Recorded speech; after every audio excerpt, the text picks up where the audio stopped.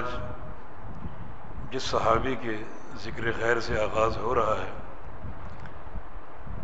وہ زبیر ابن عوام الاسدی رضی اللہ تعالی عنہ ہیں۔ انہیں بھی نبی علیہ السلام کی زبان مبارک سے جنت کی بشارت ملی، اور آپ کا فرمان ہے بس زبیر و فی الجنہ، کہ زبیر جنتی ہے اور زبیر جنت میں داخل ہوگا۔ ان کی جو حیات طیبہ ہے اس کا سب سے بڑا تمیز ان کی فروسیت، شجاعت اور بہادری، اسلام پر اور نبی علیہ السلام پر جان قربان کرنے کا جذبہ بچپن ہی سے طاقت اور شجاعت ان کے خمیر میں موجود تھا۔ ہم نے طالب علمی کے دور میں اپنی ایک درسی کتاب میں ایک چھوٹا سا قصہ پڑھا تھا ان کے حوالے سے۔ ابھی یہ لڑکپن کی عمر میں تھے۔ ایک لڑکا ان کے گھر آیا اور ان کی والدہ صفیہ بنت عبد المطلب نبی علیہ السلام کی پھوپھی سے یہ کہا کہ زبیر کہاں ہے، میں اس سے کشتی کرنا چاہتا ہوں۔ تو انہوں نے زبیر کو گھر سے باہر نکالا، کشتی کر لو۔ تو زبیر رضی اللہ عنہ نے ایک ہی داؤ میں اسے بچھاڑ دیا، اور وہ لڑکا منہ لٹکا کر وہاں سے چلتا بنا۔ جب گھر کے پاس سے گزرا تو صفیہ رضی اللہ عنہ یہ منظر دیکھ رہی تھی، تو اس لڑکے کو روکا اور پوچھا، 3 مصرے ہیں، وہ مقفع عبارت بن گئی، کیف وجدت زبرا عاقتا ام تمرا ام قرشیا صقرا، کہ بیٹا تو نے زبیر کو کیسا پایا، کیا مکھن یا پنیر پایا یا قریش کا شکرا پایا، کیسی اس کی طاقت۔ تو یہ طاقت اور قوت اور شجاعت ان کے خمیر میں موجود تھی۔ اور میں نے عرض کیا کہ ان کے جو مناقب کا سب سے بڑا تمیز ہے وہ یہی ان کی شجاعت اور بہادری اور جان قربان کرنے کا جذبہ۔ تقریباً تمام جنگوں میں یہ شریک رہے، اور تاریخ میں 4 جنگوں کے حوالے سے ان کے کچھ منفرد کارنامے مذکور ہیں۔ ایک جنگ بدر میں یہ شریک تھے، اور ایک مشرک بڑا خطرناک بنتا جا رہا تھا، عبیدہ اس کا نام تھا، اور اس نے جنگ کی تیاری اس طرح کی تھی کہ لوہے کا لباس تیار کروایا جس نے اس کے پورے بدن کو ڈھانپا ہوا تھا، اور صرف اس کی آنکھیں کھلی تھیں دیکھنے کے لیے، باقی پورا جسم اس کا ڈھکا ہوا تھا، اور وہ خطرناک بنتا جا رہا تھا کیونکہ اس کو مارنا ممکن نہیں تھا، اور وہ بڑھ چڑھ کے حملے کر رہا تھا اور مارنے کی کوشش کر رہا تھا۔ تو زبیر نے سوچا کہ پہلے اس سے نمٹنا ضروری، چنانچہ اس کے پیچھے ہو لیے، اور جب موقع ملا، جو اس کے نشانے کی قوت کی دلیل ہے، اپنی برچھی جو ہے وہ نشانہ لے کر ان کی آنکھ میں ماری، اور وہ برچھی سیدھی آنکھ میں داخل ہو گئی، اور اتنی شدت سے یہ وار تھا کہ وہ نیچے گر پڑا اور اس کی موت واقع ہو گئی، اور پوری قوت سے اس برچھی کو نکالنا پڑا، جس سے اس سے آگے کے دونوں کونے مڑ گئے۔ اور جنگ بدر کے بعد رسول اللہ صلی اللہ علیہ وسلم نے اس کارنامے کو سراہا اور کہا کہ زبیر یہ برچھی مجھے دے دو۔ چنانچہ نبی علیہ السلام کی حیات طیبہ میں یہ برچی ان کے پاس رہی، اور آپ کے انتقال کے بعد خلیفہ اول ابو بکر صدیق رضی اللہ عنہ نے اس کا مطالبہ کیا، ان کے بعد عمر فاروق رضی اللہ عنہ نے، پھر عثمان غنی رضی اللہ عنہ نے، اور پھر جناب علی رضی اللہ عنہ نے، اور جناب علی کے انتقال کے بعد ان کے بیٹے عبداللہ بن زبیر نے وہ برچی واپس لے لی، اور پھر جب زبیر ابن عوام کی میراث تقسیم ہوئی تو اس برچی کو بھی ورثے میں رکھا گیا، جس کی قیمت 3000 درہم لگی، اور ایک وارث نے بڑھ چڑھ کر اس کو اپنے حصے میں لے لیا۔ یہ تاریخی برچی جس سے ایک تاریخی کارنامہ انجام ہوا تھا، یہ میرے پاس آج ہے۔ عبداللہ بن زبیر بعد میں بڑا افسوس کرتے رہے کہ کاش میں نے لے لی ہوتی وہ۔ تو یہ ان کا جنگ بدر میں ایک منفرد کارنامہ جو ان کی طاقت اور نشانے کی مضبوطی کی دلیل ہے۔ دوسرا ایک اور کارنامہ، جنگ بدر میں ان کے جسم پر گہرے زخم لگے تھے۔ صحیح بخاری کی حدیث کے مطابق 2 زخم تھے بڑے گہرے، اتنے گہرے تھے کہ جناب عروہ آپ کے بیٹے، ان کا بیان ہے کہ بچپن میں ان زخموں سے ہم کھیلا کرتے تھے، اپنے والد سے ہم یہ مطالبہ کرتے کہ اپنی قمیض آپ اوپر اٹھائیں اور ان زخموں میں باقاعدہ ہم ہاتھ ڈالتے، ان میں پاؤں ڈال کر اوپر چڑھ جاتے، اتنے گہرے زخم تھے۔ اور یہ بھی ایک انفرادیت ہے، ایک منفرد کارنامہ، دین اسلام پر قربان ہونے کا جذبہ، اور اتنے زخم اللہ کی راہ میں کھائے، اور ظاہر ہے کہ ان زخموں کی بڑی فضیلت ہے، اور قیامت کے دن یہ زخم مجاہدین کے نمایاں ہوں گے۔ یہ شخص جس کو آپ نے برچھی ماری تھی، یہ دندراتا پھر رہا تھا، انا ابو ذات الکرش، کہ میں صاحب الکرش، جس کے 2 معنی ہیں، ایک میرا قبیلہ بہت بڑا ہے، دوسرا میرا پیٹ بہت بڑا ہے، یعنی کھاتا پیتا آدمی ہوں، کوئی بھوکا ننگا انسان نہیں ہوں، بلکہ کھاتے پیتے گھر سے میرا تعلق ہے، اور یہ خطرناک بنتا جا رہا تھا، چنانچہ اسے ایک ہی وار میں ٹھنڈا کر دیا اللہ کی توفیق سے۔ عبداللہ بن زبیر کی شہادت کے بعد عبد الملک بن مروان وقت کے خلیفہ تھے، حاکم تھے، انہوں نے عروہ بن زبیر سے پوچھا کہ آپ کے والد کی جو تلوار جنگ بدر میں چلی تھی اس کی کوئی نشانی ہے آپ کے پاس؟ کیونکہ تلواریں موجود ہیں ہمارے پاس، وہ بھی ہے، وہ تلوار آپ کو لوٹا دیں۔ کہا کہ ہاں ایک نشانی ہے، اس میں کچھ دندانے پڑے ہوئے تھے، یعنی تلوار کی دھار جس طرف ہوتی ہے اس طرف سے کچھ لوہا جھڑ گیا تھا اور دندانے بن گئے تھے جنگ بدر میں۔ میرے والد گرامی نے ان دندانوں کو پھر دور نہیں کیا، اس تلوار کو تیز نہیں کیا، بلکہ اس تلوار کو اسی طرح سنبھالے رکھا ان دندانوں کی یادگیری کے لیے۔ تو عبد الملک بن مروان نے کہا صدقت، آپ صحیح کہہ رہے ہیں۔ شعر کا ایک مصرع پڑھا، بہن فلول من قراء الکتائب، کہ جو بہادر لوگ ہوتے ہیں ان کی تلواریں دشمنوں کی کھوپڑیوں پر چلتی ہیں، اتنا چلتی ہیں کہ تلواروں میں دندانے پڑ جاتے ہیں۔ تو یہ دندانوں کا پڑ جانا یہ شجاعت کی دلیل ہے اور یہ بہادری کی دلیل ہے۔ یہ تلوار کثرت سے استعمال ہوئی اور اس تلوار نے دشمن کی کھوپڑیوں کو توڑا ہے، تو پھر وہ یادگار ایک تلوار تھی، اور یہ بھی جنگ بدر میں ان کے مناقب کا حصہ بن گیا۔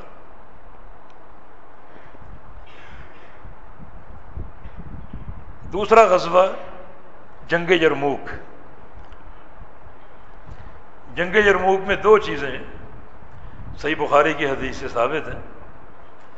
ایک یہ کہ جب صفیں بند گئیں مسلمانوں کی کفار کی، تو کچھ مسلمان ان کے پاس آئے اور آ کر کہا کہ ہم آپ کی قیادت میں لڑنا چاہتے ہیں، یعنی آپ کے ساتھ ساتھ ہوں گے، جس طرف آپ جائیں گے اس طرف ہم جائیں گے، تاکہ آپ کی قیادت میں ہم جہاد کریں۔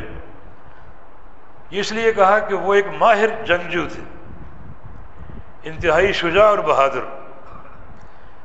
تو آپ نے فرمایا کہ تم میرا ساتھ نہیں دے سکتے، اور اگر میرے ساتھ تم چلو گے تو تم جھوٹے پڑ جاؤ گے، آخر دم تک میرا ساتھ نہیں دے سکو گے۔ انہوں نے کہا نہیں۔ فرمایا کہ ٹھیک ہے۔ اب یہ آگے بڑھے اور وہ لوگ پیچھے پیچھے چل دیے آپ کا ساتھ دینے کے لیے۔ زبیر ابن عوام رضی اللہ تعالیٰ عنہ دشمنوں کی طرف بڑھتے گئے، مارتے مارتے آگے بڑھتے گئے، جس طرف جاتے پرخچے اڑا دیتے، حتیٰ کہ آگے بڑھتے بڑھتے بڑھتے بڑھتے دشمنوں کی صفوں کو کراس کر گئے۔ اتنی شجاعت اور بہادری۔ اور واقعی جب پیچھے پلٹ کر دیکھا تو آنے والے ان میں سے کوئی ساتھ نہیں تھا، یعنی وہ بزدل نہیں تھے، مگر وہ ان کی تیزی کا اور شجاعت کا ساتھ نہیں دے سکے، ان کا ساتھ نہیں نبھا سکے۔ تو یہ ان کا کارنامہ صحیح بخاری میں موجود ہے۔ ایک اور بڑا عجیب کارنامہ جو ان کی شجاعت اور فروسیت پر ایک مہر ثبت کرتا ہے اور قربانی کا جذبہ اسے مزید اجاگر کرتا ہے، اور وہ یہ ہے کہ جیسے آپ مسجد میں آتے ہیں اپنے چھوٹے بچوں کو ساتھ لے کر، 4 سال کا، 6 سال کا، 7-8 سال کا، تاکہ اس کی نماز کی تربیت کر سکیں، نمازیوں کو دیکھے، نماز پڑھتا ہوا دیکھے، نماز سیکھے، ایک شوق اندر پیدا ہو۔ زبیر ابن عوام رضی اللہ تعالیٰ عنہ جنگ یرموک میں اپنے 10 سالہ بیٹے عبداللہ بن زبیر کو ساتھ لے کر آئے تھے، فروسیت، شجاعت اور بہادری سکھانے کے لیے۔ حالانکہ جنگ ان پر فرض نہیں، نہ وہ جہاد کے قابل تھے، ایک کمزور چھوٹا بچہ، لیکن فنون حرب سکھانے کے لیے باقاعدہ ان کو گھوڑا دیا، اس پر بٹھایا، اور پھر ایک آدمی مقرر کیا ان پر، ان کی نگرانی کے لیے، کہ صرف یہ میدان جہاد میں اندر داخل ہوگا، ہمارے قتال کو دیکھے گا، لڑائی کو دیکھے گا، لیکن لڑائی میں شریک نہیں ہوگا، ابھی یہ مکلف نہیں، لیکن صرف دیکھنا، تاکہ اس کے اندر جہاد کا شوق پیدا ہو، جذبہ پیدا ہو۔ اور اس آدمی کو باقاعدہ مقرر کیا کہ تم نے اس کی نگرانی کرنی، ایسا نہ ہو کہ جذبات میں آ کر یہ نوعمر بچہ میدان میں کود پڑے اور حملہ کر دے، اور تجربہ نہ ہونے کی بنا پر جو ہے وہ دشمنوں کے ہتھے چڑھ جائے۔ تو یہ چیز کیا ہے؟ اپنے بچے کو میدان جہاد میں جھونک دینا۔ یہ کیا ہے؟ یہ کس چیز کی علامت ہے؟ تاکہ بچے کو تربیت حاصل ہو اور ابھی سے ایک جہاد کا شوق اس کے اندر پیدا ہو۔ اور یہ واقعتاً ایک صدق ایمان کی دلیل اور قربانی کا عظیم جذبہ کہ ابھی سے بچے کو تربیت اور ٹریننگ حاصل ہو۔ جیسے آپ اپنے بچوں کو نماز کے لیے لاتے ہیں، ان کو نماز سکھانی چاہیے تاکہ شوق پیدا ہو، لیکن ان کے اندر اس قدر جذبہ جہاد تھا کہ عبداللہ بن زبیر کو 10 سال کی عمر میں گھوڑے پر بٹھا کر جنگ یرموک میں داخل کر دیا، اور اس ڈر سے کہ کہیں جذبے میں آ کر یہ میدان میں کود نہ پڑے، ایک آدمی مقرر کیا ان کی نگرانی کے لیے۔ تو یہ یقیناً دین پر قربان ہونے کا ایک جذبہ اور شوق، اور اپنے بچوں کی تربیت کے تعلق سے ایک عظیم ان کا ذوق سامنے آتا ہے۔ غزوہ احد میں ان کے مناقب اور ان کی شجاعت کی بڑی داستانیں، لیکن ایک مشہد اور منظر تاریخ کا گراں قدر حصہ ہے۔ ام المومنین عائشہ صدیقہ رضی اللہ عنہ ان کے بیٹے عروہ سے کہتی ہیں، عروہ بن زبیر ان کا بیٹا تھا، بڑا فقیہ، محدث اور عالم، متقی اور نیک۔ بیماری کی بنا پر ان کی ٹانگ کاٹنی پڑی تھی، یہ قصہ ان کا معروف ہے۔ ٹانگ میں زہر بھر گیا اور وہ پھیلتا جا رہا تھا، تو طبیب نے وہ ٹانگ کاٹنا طے کیا، ٹانگ کاٹ دی گئی۔ تو کہا کہ وہ ٹانگ مجھے دکھاؤ ذرا، دکھائی گئی۔ ٹانگ کو ہاتھ میں لیا اور کہا کہ تو گواہ ہے، اور قیامت کے دن یہ گواہی دینا کہ تجھ پر چل کر میں کبھی کسی گناہ کے مقام پر نہیں گیا، تجھ پہ چل کے میں جب بھی کہیں گیا ہوں کسی نیکی اور تقوی کے مقام پر گیا ہوں۔ یہ زبیر کے بیٹے عروہ کا تقوی۔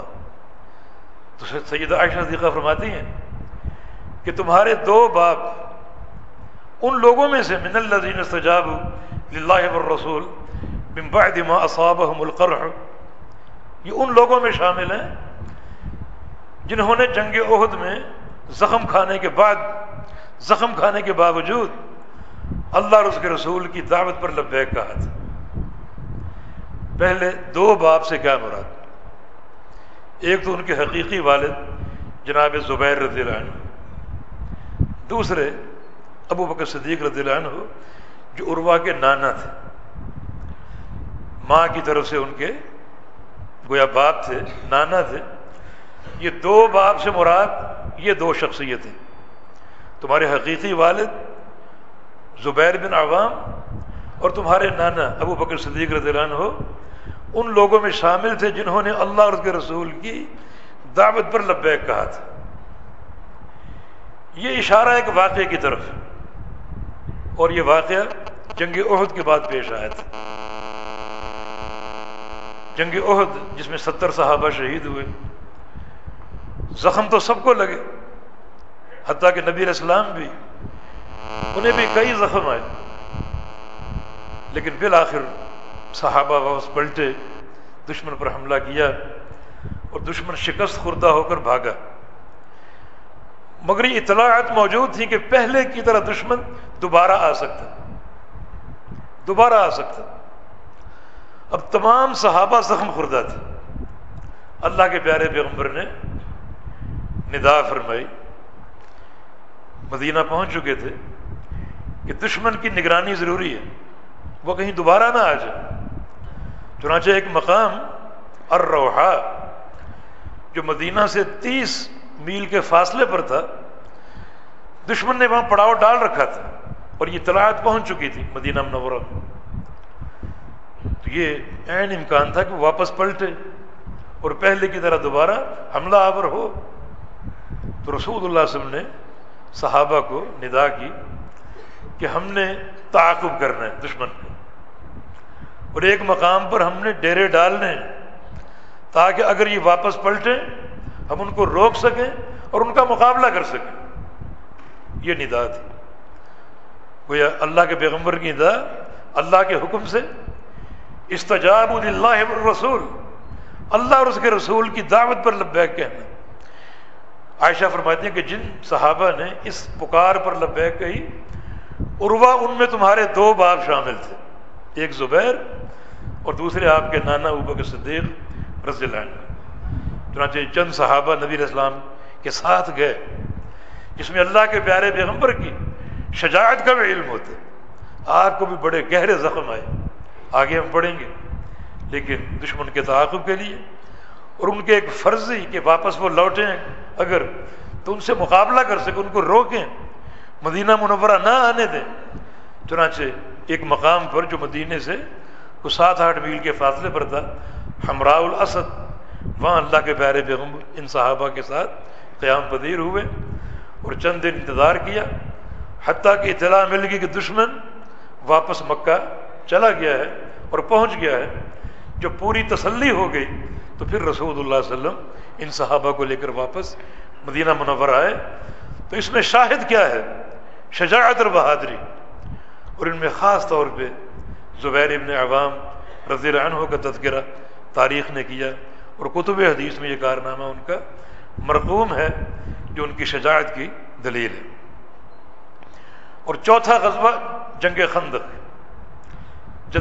جنگ خندق میں ان کی شجاعت اور بہادری، بخاری مسلم کی حدیث ہے، ندب رسول اللہ صلی اللہ علیہ وسلم فانتدب الزبیر، جنگ خندق کے موقع پر نبی علیہ السلام نے پکارا تو زبیر ابن عوام نے لبیک کہا فوراً، جس مقصد کے لیے آپ بلا رہے ہیں، پکار رہے ہیں، اس کے لیے میں حاضر ہوں، میں موجود ہوں۔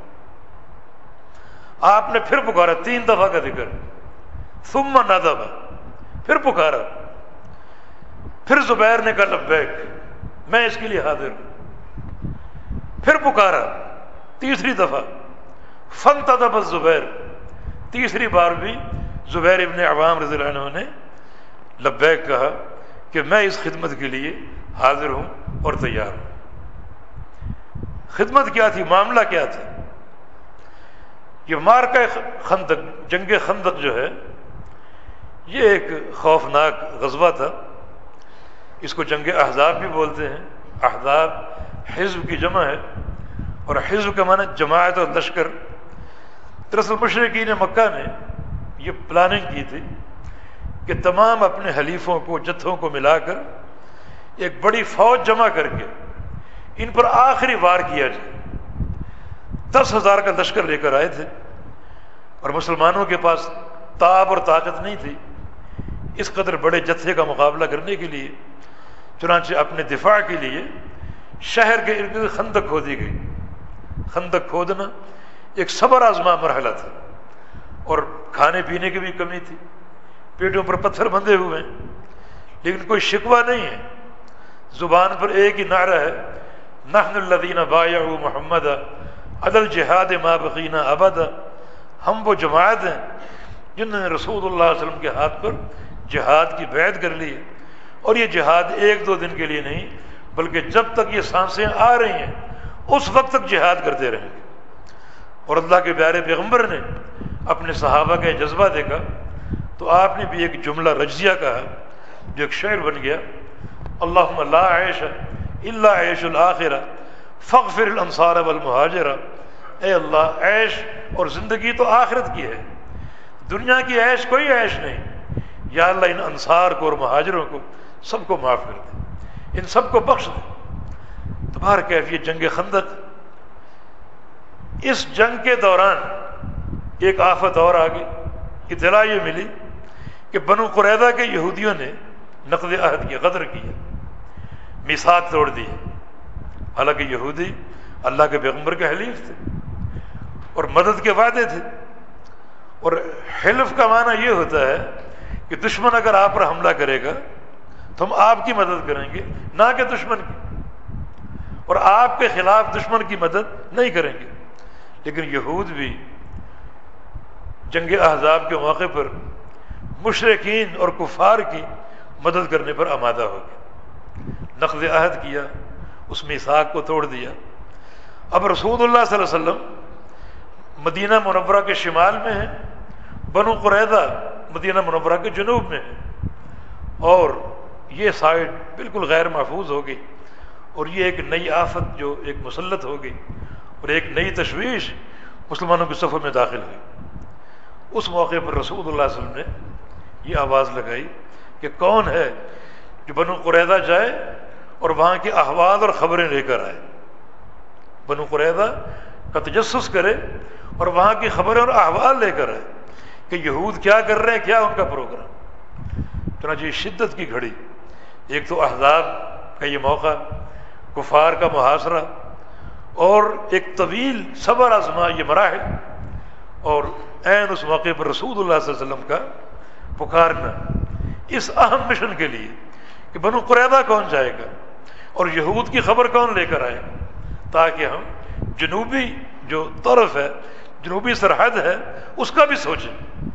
تو 3 بار آپ نے آواز لگائی، اور تینوں بار زبیر بن عوام رضی اللہ عنہ اس خدمت کے لیے تیار ہوئے۔ اس موقع پر رسول اللہ صلی اللہ علیہ وسلم نے ایک تاریخی جملہ کہا، اور وہ زبیر بن عوام کی سب سے بڑی منقبت ہے، سب سے بڑی فضیلت۔ فرمایا کہ ان لکل نبی حواریًا وان حواری الزبیر، ہر نبی کا ایک حواری تھا۔ حواری ہوتا ہے خاص مددگار، خاص مددگار، خاص معاون، خاص ناصر، یہ حواری۔ ہر نبی کا ایک حواری ہوتا ہے جو اس پر جان فدا کرنے کے لیے تیار ہوتا ہے، اور اس کا خاص مددگار ہوتا ہے۔ میرا حواری زبیر ابن عوام رضی اللہ عنہ، یہ مرتبہ اور شان۔ اور زبیر گئے اس مہم پر، بنو قریظہ بستی کی طرف گئے اور وہاں کی خبر لے کر آئے کہ ان کا کوئی ایسا عزم ظاہر نہیں ہوا کہ وہ حملہ کریں۔ خبر لے کر آئے، اور اس موقع پر نبی علیہ السلام نے ایک اور جملہ کہا، فداک ابی و امی، زبیر تجھ پر میرے ماں باپ قربان، تجھ پر میرے ماں باپ قربان۔ یہ ایک تاریخی جملہ دو صحابہ کے لیے، ایک زبیر کے لیے اس عظیم کارنامے پر، دوسرے صحابی سعد بن ابی وقاص جن کا ذکر آگے آ رہا ہے۔ دو صحابہ کے لیے آپ نے اپنے ماں باپ کو جمع کیا، یعنی ایک ہی موقع پر دونوں کا ذکر کیا، اور دونوں کو کسی پر قربان کرنے کے لیے تیار ہوئے۔ تجھ پر میرے ماں باپ قربان۔ آپ جانتے ہیں اس کا معنی کیا ہوتا ہے؟ اس کا معنی یہ ہوتا ہے کہ میرے ماں باپ اگر زندہ ہوتے اور زبیر تجھ پر کوئی مشکل آتی تو میں تجھے بچانے کے لیے اپنے ماں باپ قربان کر دیتا، تجھے بچانے کے لیے اپنے ماں باپ قربان کر دیتا۔ اس لیے بعض مقررین اللہ تعالیٰ کا ذکر کرتے ہوئے کہتے ہیں کہ ہم اللہ پر قربان، اللہ پر ہمارے ماں باپ قربان۔ یہ جملہ توحید کے منافی ہے، اللہ تعالیٰ کی شان کے خلاف ہے۔ اللہ تعالیٰ کو کسی سے کوئی خطرہ نہیں کہ اس کو بچانے کے لیے ہم قربان ہونے کی کوشش کریں، کہ اس کو بچانے کے لیے ہم ماں باپ قربان کرنے کی سوچیں کہ ایسا جملہ کہیں۔ یہ جملہ نبی علیہ السلام کے حق میں کہا جا سکتا ہے، کسی اور کے حق میں کہا جا سکتا ہے، لیکن خالق کائنات کے لیے نہیں۔ اسے کس کا خوف ہے؟ اسے بچانے کے لیے اپنے ماں باپ قربان کرنا، یہ جملہ کفر کی حدود میں داخل ہو سکتا ہے اگر کوئی شخص جان بوجھ کر یہ جملہ ادا کرے۔ تو حاصل کلام کیا ہے؟ جناب زبیر ابن عوام رضی اللہ تعالی عنہ کی جو سیرت طیبہ کا خلاصہ ہے، وہ شجاعت، فروسیت، بہادری، اسلام پر، دین پر، رسول اللہ صلی اللہ علیہ وسلم پر جان قربان کرنے کا جذبہ اور عزم، ان چیزوں سے عبارت ہے۔ یہ جذبہ ہم بھی اپنے اندر پیدا کریں۔ اسلام پر کوئی نازک گھڑی آئے، کوئی نازک موقع آئے، اپنا مال جان قربان کرنے کے لیے مستعد رہیں۔ یہ فکر اپنے اندر پیدا کریں کہ یا اللہ کوئی جہاد کا وقت آ جائے، ہم اس کے لیے مستعد ہیں۔ اور نبی علیہ السلام کی حدیث بھی ہے، من مات ولم یغزو ولم یحدث به نفسه فقد مات على شعبۃ من النفاق۔ جس شخص کی موت اس طرح آ جائے کہ اس نے جہاد نہ کیا ہو یا اس نے جہاد کا عزم نہ کیا ہو، اس کے نفس نے جہاد کے عزم کی بات نہ کی ہو، جہاد کا ارادہ نہ کیا ہو، اس کی موت نفاق پر ہوتی، وہ نفاق کے ایک شعبے پر مرتا ہے۔ تو صحابہ کی یہ سیرتیں، ان سیرتوں کا اعجاز یہ ہے کہ ہم بھی یہ جذبہ اپنے اندر ہمیشہ بیدار رکھیں، اور اس کے لیے ایک استعداد اپنے اندر پیدا کریں، اور اللہ سے توفیق کی استدعا کرتے رہیں۔